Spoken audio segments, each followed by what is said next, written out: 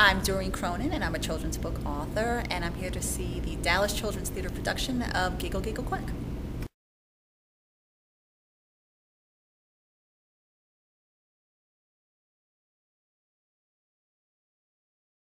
I love that production. It's why I came back this year. It was so much fun. It's an amazing thing to see a book turn into a production on stage. It's amazing. It's amazing for me. I think it's a great opportunity for kids.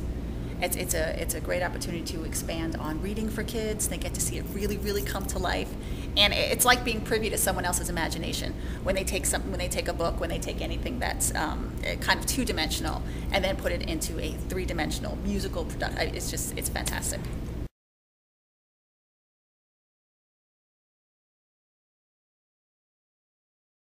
Nothing. I don't. Occasionally, someone will send me the script, but I don't read them because I don't want to get involved in someone else's kind of creative vision or flow. I don't want to mess with it. Once the book is done, that's it. That's my part, and that's what I do. And I'm done. You know, I love writing books. That's what I do. I can't do this. You know, I can't do a score. I can't write a script. It's not my thing. So I don't want to get in anybody else's way.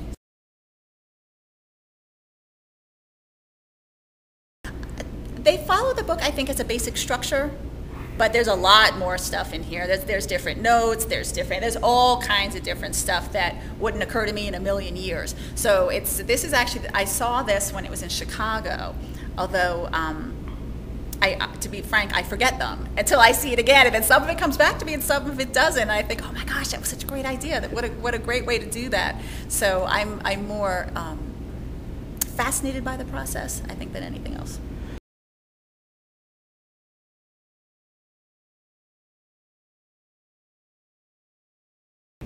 I think ever since I was a kid, I have a problem with authority, right? Not a huge one, but I think the same amount that a lot of kids have, because kids really, I mean, they're under a tremendous amount of authority from the second they wake up to the second they go to bed.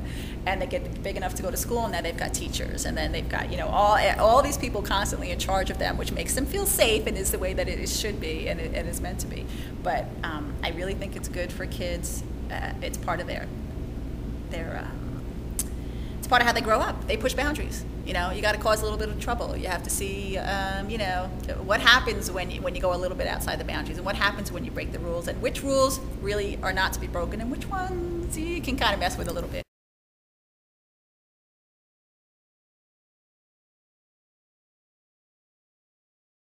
I spent much of my teenage years babysitting, and trust me, when you babysit someone else's kids, and anyone who has ever babysat knows this, they don't act how they usually act, right? So all kind of stuff that goes on, and all kind of things they try to tell you that they're allowed to stay up till midnight, they're allowed to eat, you know, this, and they're allowed to run around in the backyard naked, you know, like whatever it is they want to come up with, which is, again, I think very natural behavior for kids.